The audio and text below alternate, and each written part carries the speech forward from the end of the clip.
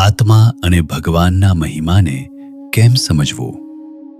તેનો ઉત્તર આપતા ગોપાળાનંદ સ્વામી કહેતા કે આત્માને એ રીતે સમજવો કે તેણે અત્યાર સુધીમાં 84 લાખ પ્રકારના અલગ અલગ શરીર ધારણ કર્યા છે, છતાં તે ક્યાંય મર્યો નથી.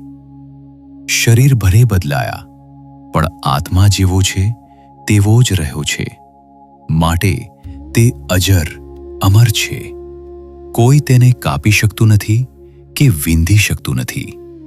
ને આવા લક્ષણે કરીને જીવને સત્તારૂપ એટલે કે અત્યંત શક્તિશાળી અને અવિનાશી જાણવો.